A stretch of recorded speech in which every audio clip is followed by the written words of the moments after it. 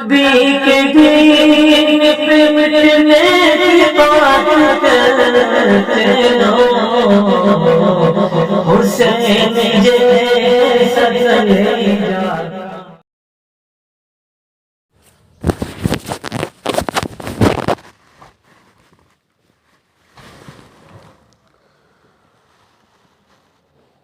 الحمد لله نحمده ونستعينه ونستغفره ونؤمن به ونتوكل عليه ونعوذ بالله من شرور أنفسنا ومن سيئات أعمالنا، من يهده الله فلا مضل له ومن يضلله فلا هادي له، ونشهد أن لا إله إلا الله ونشهد أن سيدنا ومولانا محمدا عبده ورسوله. أما بعد، فأعوذ بالله من الشيطان الرجيم. بسم الله الرحمن الرحيم. ويوم يحشر أعداء الله إلى النار فهم يوزعون. صدق الله العظيم.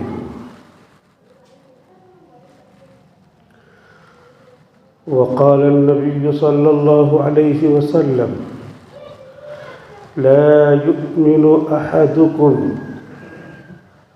حتى أكون أحب إليه من والده وولده والناس أجمعين. صدق الله العظيم وصدق رسولنا النبي الكريم.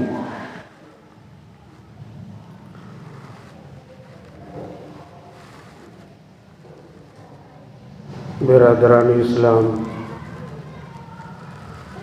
بزرگان محترم،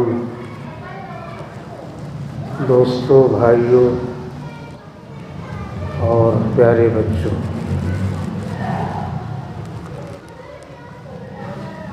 اللہ رب العزت نے پورے قرآن کریم میں ہم لوگوں کو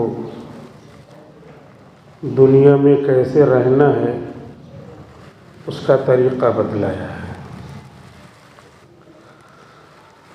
اور دنیا میں اس طریقے سے رہ کر چلے جانا ہے۔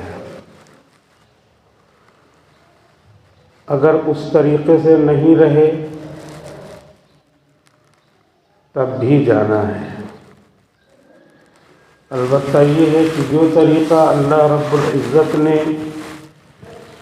جینے کا، رہنے کا، شب و روز گزارنے کا بتلایا ہے، اس طریقے سے رہیں گے تو کامیاب کہلائیں گے۔ لیکن جانا سب کو ہے، روز ایک دن زندگی کا کم ہو رہا ہے۔ اس طرح دھیرے دھیرے بچپن ختم ہونے کے بعد جوانی آ جاتی ہے، شادی بیاہ کے مراحل طے ہونے کے بعد بڑھاپا آ جاتا ہے، بڑھاپے کے بعد پھر اس دنیا سے اب جانا ہے تب جانا ہے۔ اللہ کے رسول نے اسی تیاری کے لیے فرمایا ہے کہ بڑھاپے سے پہلے جوانی کو غنیمت سمجھو۔ جو اللہ نے، رسول نے یہاں پہ جینے کا طریقہ بتلایا ہے اس طریقے سے جی لو، ورنہ جوانی گزر جائے گی تو کہو گے اب کام نہیں ہو پاتا۔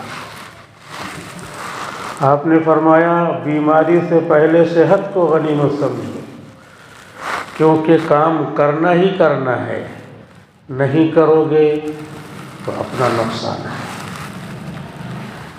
بیماری آنے سے پہلے کوئی خطرہ آنے سے پہلے صحت کو غنیمت سمجھو، مشغول ہونے سے پہلے خالی رہنے کو غنیمت سمجھو کہ خالی ہیں تو لاؤ زندگی گزارنے کے جو طریقے ہیں ان طریقوں میں سے کچھ کر لیں،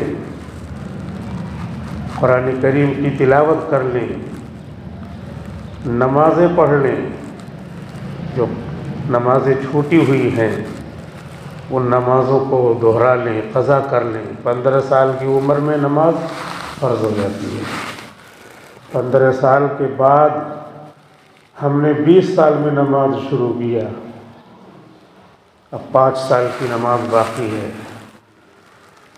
اللہ تعالیٰ نماز کے بارے میں پوچھیں گے اور سب سے پہلے نماز ہی کے بارے میں پوچھیں گے۔ روز محشر کی جاں گداز بود، اولی پرش سے نماز بود۔ تو اب اس جہاں سے گزر کے جانا ہے، خالی وقت کو غنیمت سمجھو کہ اپنی چھوٹی ہوئی نمازیں ہی پڑھ ڈالو۔ چھوٹی ہوئی نمازیں آدمی پڑھ رہا ہے، پڑھتے پڑھتے 5 سال کی نماز چھوٹی ہے، 1 سال کی پڑھا رخصت ہو گیا، تو اللہ تعالیٰ اپنے فضل سے 4 سال کی معاف کر دیں گے، کیونکہ دنیا والے معاف کر دیتے ہیں تو اللہ کی ذات سے اور زیادہ توقع ہے۔ ایک آدمی 2 لاکھ روپیہ کسی کا باقی ہے، وہ ادا کر رہا ہے، 10,000 20,000 5,000 6,000 ادا کرتا ہے۔ جس نے پیسہ دیا ہے وہ بھی خوش ہے کہ دیکھو بیچارہ کماتا جتنا ہے اپنی ضرورت میں سے نکال کے فوراً لا کے دے جاتا ہے، اسی بیچ میں اس کا انتقال ہو گیا، اس کے بیٹے لا کے دے بھی رہے ہوں، اس کے وارثین لا کے دے بھی رہے ہوں تو کہے گا رہنے دو، تمہارا والد تمہارا بھائی یا جو بھی ہو بہت اچھا تھا، میرا دل چاہتا ہے کہ میں بھی اس کی اچھائی کے ساتھ میں بھی اچھا بنوں اور میں نہ لوں۔ تو جب ایک آدمی جس کی اللہ تعالیٰ نے جو محبتیں پوری دنیا میں تقسیم کی ہیں تو 99 حصہ تو اپنے پاس رکھا ہے، ایک حصہ محبت کا، نرمی کا، مہربانی کا دوسروں کو دیا ہے، تو وہ اگر اچھائی کے ساتھ پیش آتا ہے تو اللہ نے تو 99 رحمتیں، محبتیں، شفقت اپنے پاس رکھی ہیں، تو اللہ کی ذات سے ضرور توقع ہے کہ اللہ تعالیٰ وہ نمازیں جو 5 سال کی ہماری باقی ہیں دھیرے دھیرے ہم ادا کر رہے ہیں، 1-2 سال کی نماز ادا ہوئی اور بقیہ رہ گئی تو اللہ کی ذات سے بہت زیادہ توقع ہے کہ اللہ تعالیٰ معاف کر دے گا۔ لیکن اصول ہے، اصول کی بنیاد پر ہی کام کیا جاتا ہے اور بے اصولی سے کام نہیں بنتا، اگرچہ اللہ تعالیٰ وہ سب بھی معاف کر سکتا ہے۔ مثال کے طور پہ زہر کھانے سے آدمی مر جاتا ہے لیکن اللہ چاہے تو نہ مرے، تو اب اس اصول کی بنیاد پر ایک آدمی کہتا ہے یہ زہر ہے کھا لو، اللہ چاہے نہیں مرو گے، لیکن کوئی آدمی تیار نہیں ہوتا، اس لیے کہ اصول ہے کہ کھانے سے مر جاتا ہے تو اسی پہ آدمی عمل کرتا ہے۔ ایسے ہی چھت سے گرنے سے، 3-4 منزلہ چھت سے کود جانے سے عموماً آدمی مر جاتا ہے لیکن اللہ چاہے نہیں مرتا، تو اب ایک آدمی سے کہیں کہ کود جاؤ، اللہ چاہے نہیں مرو گے، لیکن اصول کے حساب سے وہ اسی پہ عمل کرے گا کہ نہیں میں تو نہیں کودوں گا۔ تو جب ان سب اصولوں کی روشنی میں ہم زہر نہیں کھاتے ہیں حالانکہ اللہ چاہے تو نہیں مریں گے، اور ان اصولوں کی روشنی میں ہم 10 منزلہ 4 منزلہ 5 منزلہ چھت سے نہیں کودتے ہیں کہ اللہ چاہے نہیں مریں گے لیکن نہیں کودتے اصول کی بنیاد پر، تو یہ کیسے ہم نے مان لیا کہ اللہ چاہے ہماری جو نمازیں چھوٹی ہم چاہے پڑھیں نہ پڑھیں معاف کر دے گا، معاف تو کر دے گا، لیکن اسی اصول کے پیش نظر کہ زہر کھانے سے زہر کا اثر ہوتا ہے۔ اللہ نے بتا دیا نبی کے ذریعے کہ من ترک الصلاۃ متعمدا فقد کفر، جس نے نماز جان بوجھ کر چھوڑ دی اس نے کفر کے قریب کام کیا، بس اب گرا تب گرا کفر میں، کافر ہو جائے گا۔ اتنا ہے، نماز چھوڑتے چھوڑتے 5-5 سال کی 10-10 سال کی نمازیں چھوڑ کر کے 15 سال کی بجائے 25 سال میں ہم نے نمازیں شروع کیا ہے، تو وہ نمازیں اللہ تعالیٰ پوچھیں گے کہ لاؤ حساب لاؤ، تو ہم کیسے اس کا حساب دے پائیں گے؟ ہم یہ سوچ کر کہ اللہ چاہے معاف کر دے گا، اسی اصول کے پیش نظر ہے کہ زہر کھا لیتے ہیں، اللہ چاہے بچ جائیں گے، لیکن آدمی کوئی زہر نہیں کھاتا۔ ایسے چھت سے کود جائے اللہ چاہے تو بچا لے گا، لیکن کوئی کودتا نہیں۔ اس لیے یہاں سے تیار ہو کر کے جانا ہے اللہ کے پاس کہ اپنی نمازیں ہماری درست ہوں۔ تو اللہ نے اس دنیا میں ہم کو جو بھیجا ہے تو ہر ایک کو جانا ہے، بتا دیا طریقہ، پورے قرآن میں طریقہ بتا دیا ہے کہ کس طریقے سے ہم آپ زندگی گزاریں۔ کیا طریقہ ہوگا؟ اللہ کے رسول کی دو زندگی ہمارے سامنے ہے، مکی زندگی ہے، مدنی زندگی ہے۔ مکی اور مدنی، مکی زندگی میں بھی مکی زندگی میں پریشانیاں ہی پریشانیاں ہیں، مدنی زندگی میں راحت ہے، اس کے بعد بھی پریشانی ہے، لیکن ایوریج پریشانیوں کا اگر دیکھا جائے تو پریشانیاں آپ کی زندگی میں زیادہ ہیں۔ 13 سال کی مکی زندگی، آپ اندازہ لگائیے گھر کب آدمی چھوڑتا ہے، صبر کرتے کرتے کرتے کرتے، اور اس کے بعد بھی یہ لوگ نہیں رہنے دیں گے، اب چلے جاتے ہیں۔ اللہ تعالیٰ بھی دیکھ رہے ہیں، اللہ تعالیٰ اجازت دے دیتے ہیں کہ اے نبی اب آپ کو ہجرت کرنے کی اجازت، آپ ابو بکر صدیق رضی اللہ عنہ کے ساتھ آپ ہجرت کر جائیے، آپ ہجرت کر جاتے ہیں۔ 13 سال کی مکی زندگی مصائب میں بھری پڑی ہے، صبر و ضبط میں بھری پڑی ہے۔ وہ حالات اپنے سامنے رکھ کر کے اسی طرح ہم کو بھی زندگی گزارنا ہے۔ اللہ کے رسول پریشانیوں کے عالم میں مکے میں اپنی اہلیہ حضرت خدیجہ کے ساتھ کیسے رہتے ہیں، بچوں کے ساتھ کیسے رہتے ہیں، شادی ہو جاتی ہے آپ کے چچا کے لڑکے کے ساتھ، آپ اسلام کی دعوت دیتے ہیں، چچا بولتا ہے کہ محمد کی لڑکی کو چھوڑ دو، رقیہ کو طلاق دے دو، طلاق دے دو، آپ کی ذات مبارک، لیکن مصائب آپ کو برداشت کرنا پڑتا ہے۔ طلاق ہونا اور طلاق لینا اور بیٹی مطلقہ ہو جانا، ان سب حالات کو ہمیں سکھانا ہے کہ دیکھو آپ کی زندگی میں بھی ایسے حالات آئیں گے، کیسے آپ کو رہنا ہے۔ تو وہ 13 سال کی زندگی آپ کی گزر جاتی ہے، پھر آپ مدینے آتے ہیں۔ پورے جتنے بھی مصائب کا تصور ہم کر سکتے ہیں، وہ مصائب کا تصور کر لیں کہ اس طرح آپ زندگی گزارتے ہیں 13 سال کی۔ اس کے بعد مدینے آتے ہیں تو مدینے میں اپنی حکومت قائم ہو جاتی ہے، مدینے کے لوگ اپنی جان نچھاور کرنے کے لیے تیار ہو جاتے ہیں کہ اللہ کے رسول جیسا آپ چاہیں ہم کو استعمال کریں، ہم مدینے میں بھی رہ کر آپ کا ساتھ دیں گے، مدینے سے باہر بھی اگر آپ لڑنا چاہیں کسی دشمن سے تو ہم لڑیں گے، جان دیں گے، آپ کے ساتھ ہم ہیں۔ اور 1 سال گزرتا نہیں ہے، دوسرے سال میں جنگ بدر ہو جاتی ہے، چھوٹی چھوٹی جنگیں بیچ میں ہوتی ہیں، جنگ احد ہو جاتی ہے، پھر 5ویں سال میں جنگ خندق ہو جاتی ہے، پھر اس کے بعد جنگ خیبر ہو جاتی ہے، پھر جو ہے 8 سال مکے سے آ کے مدینے میں گزرتا ہے کہ مکہ فتح ہو جاتا ہے۔ یہاں آئیں تو یہاں بھی مصیبتیں ہیں، اگرچہ سب لوگ مل گئے کہ اب اللہ کی طرف سے اجازت ہے، یقاتلون فی سبیل اللہ، اللہ کے راستے میں آپ جو ہے 2 ہاتھ کر سکتے ہیں، قتال کر سکتے ہیں، اجازت ہے، لیکن بہرحال نبی جان کو ہتھیلی پہ رکھ کر کے لڑنے جاتا ہے۔ غزوہ خندق ہو رہی ہے، غزوہ خندق میں مدینے کی اس طرف جس طرف راستے ہیں خندق کھدی ہوئی ہے، کھائی گڈھے دور تک، اور ادھر پہاڑ ہے، اور اللہ کے رسول نے کہہ رکھا ہے اللہ کی طرف سے کہ سب عورتیں گھر میں نیچے نہ رہیں، اوپر رہیں، تب وہ بال خانے پہ چلے جائیں، اور مدینے ہی میں رہ کے لڑائی ہو رہی ہے، دشمن کود کے آ گیا، ایک روایت میں کہ 24,000 لوگ ہوتے، وہ کود کر کے آ جائیں تو پھر حالت کیا ہوگی؟ حالت یہ ہوگی مجھے ہم آپ تصور کریں، وَتَظُنُّونَ بِاللَّهِ الظُّنُونَ، تم طرح طرح کا اللہ کے ساتھ گمان کر رہے تھے اب کیا ہوگا، کہیں یہ لوگ اندر آ گئے، کہیں کود کے آ گئے تو کیا ہوگا، اور بلغت القلوب الحناجر، دل جو ہے کیا ہو رہا ہے، کلیجہ منہ کو آ رہا ہے، اب اس پر جنگ ہو رہی ہے، لڑائی ہو رہی ہے، صبر ہو رہا ہے، صبر و ضبط ہو رہا ہے، اس کے بعد اللہ تعالیٰ فتح دے رہے ہیں۔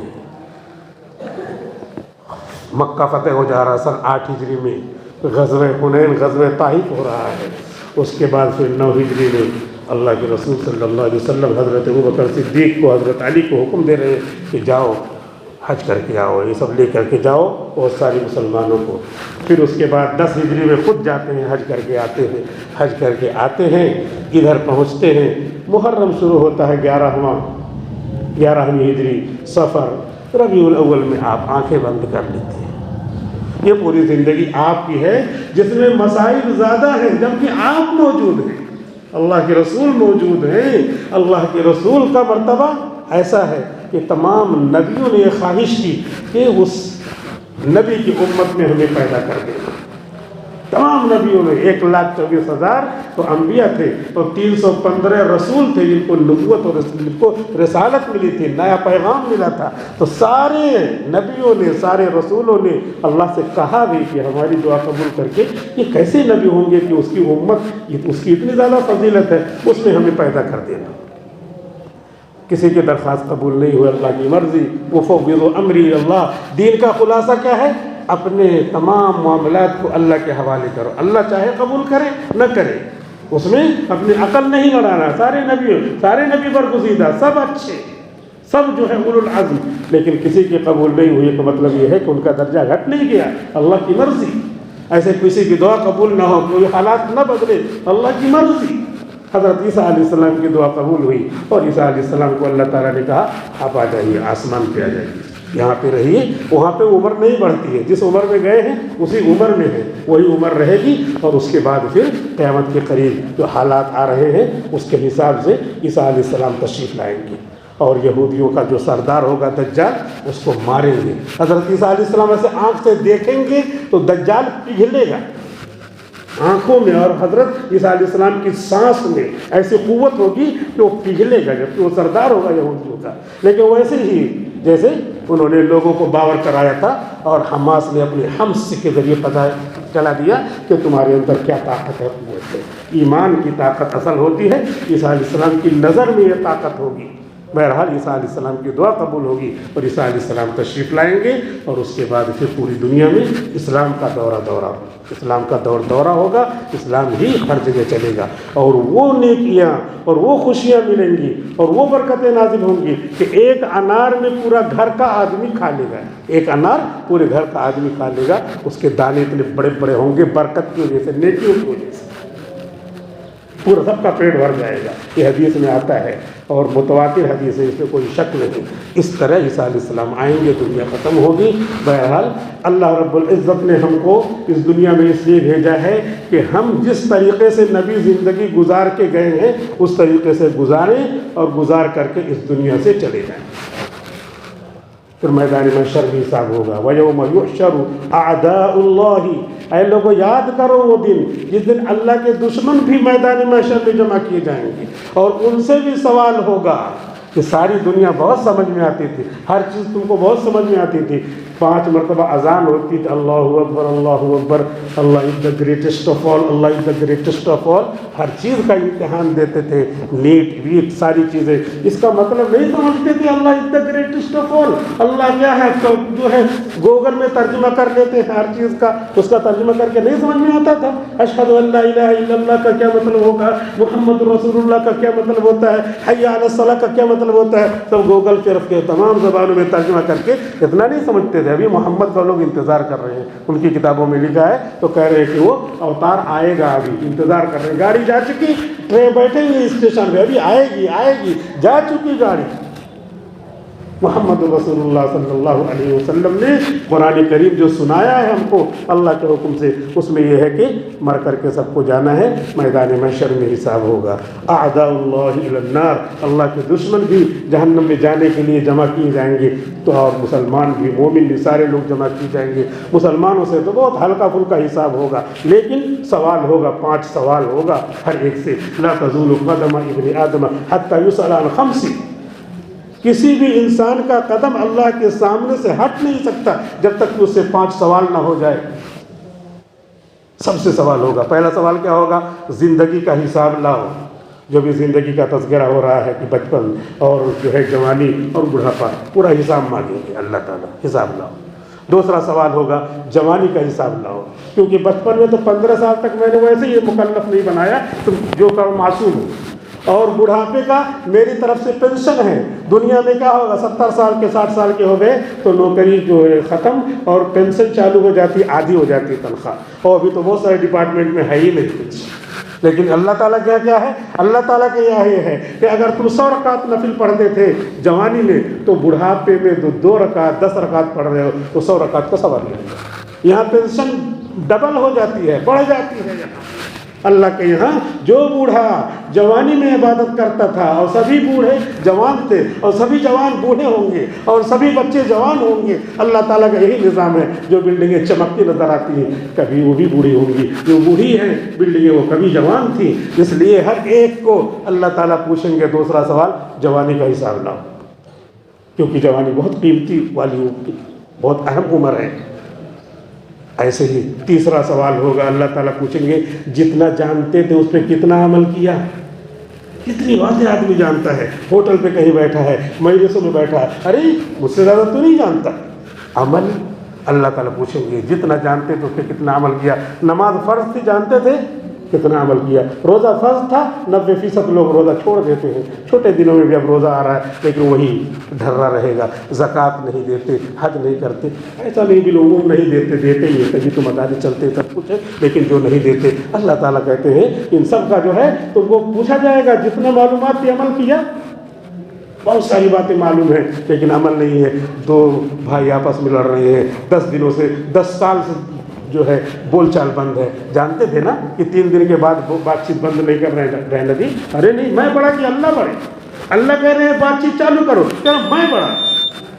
ظاہر سی بات ہے جو جانتے اس پہ عمل نہیں کیا. چوتھا سوال کریں گے مال کہاں سے کمایا تھا. آج پوری دنیا اسی فکر میں ہے بس مال آئے, مال آئے. آج کل جو ہے وہ جو ٹریڈنگ چل رہی ہے, شیئر مارکیٹ چل رہی ہے. شیئر مارکیٹ ٹھیک ہے جائز ہے لیکن بہت سارے شیئر اس میں کہتے ہیں خنزیر, اس میں خرید و فروخت ہوتی ہے. اس میں جو ہے دوسرے جو ناجائز سامان ہیں وہ لیے جاتے ہیں. اس لیے تحقیق کر کے اس میں شیئر مارکیٹ میں داخل ہونا. اور جتنے بھی مال وغیرہ ہیں اللہ تعالیٰ پوچھیں گے مال کہاں سے کمایا تھا. آزاد نہیں ہے اس دنیا میں. ایحسب الانسان ان یترک سدی, کیا سمجھتا ہے کہ اس کو یوں ہی چھوڑ دیا جائے گا؟ نہیں, آزاد نہیں ہے. 5واں سوال ہوگا مال کہاں پہ خرچ کیا. وَيَوْمَ يُحْشَرُ أَعْدَاءُ اللَّهِ, میدان محشر میں جب جمع کیے جائیں گے اللہ کے دشمن بھی اور دوست بھی, تو اللہ تعالیٰ پوچھیں گے لا حساب فَهُمْ يُوزَعُونَ, روک دیا جائے گا. روک کر کے پوچھا جائے گا. جھوٹ بولیں گے. تشہد علیہم السنتہم تشہد علیہم جلودہم تشہد علیہم ایدیہم, ان کے ہاتھ, ان کے پاؤں, ان کی زبانیں گواہی دیں گے کہ یہ سب غلط کام کر کے آئے ہیں.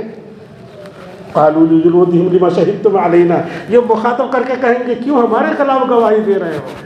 ہاتھ پاؤں یہ سب CCTV کیمرہ ہے, ڈیوائن CCTV کیمرہ اللہ کی طرف سے. کچھ بھی کرو ہاتھ سے نہیں چھپ سکتے, کچھ بھی کرو ماتھے سے نہیں چھپ سکتے, کچھ بھی کرو بدن سے نہیں چھپ سکتے. جلودہم, پوری کھالیں بدن, یہ گواہی دیں گے. اللہ تعالیٰ کہہ رہے ہیں وقالوا لجلودہم, اپنے کھالوں سے کہیں گے لما شہدتم علینا, ہمارے خلاف کیوں گواہی دیا آپ نے. قالوا انطقنا اللہ الذی انطق کل شیء, یہ کہیں گے آج ہم کو اللہ نے زبان دے دی. دنیا میں تم کو بولنے کی زبان دی تھی, آج ہم کو بولنے کی طاقت دے دی, اس لیے ہم بول رہے ہیں. اللہ نے کہا ہے تو بول رہے ہیں. لہٰذا یہی ہم کو آج سوچ کر کے چلنا ہے کہ اللہ کے رسول کی پیٹرن پہ, کہ اسلوب پہ ہماری زندگی آ جائے. اور مرنا تو سبھی کو ہے. اپنے دعوانا الحمدللہ.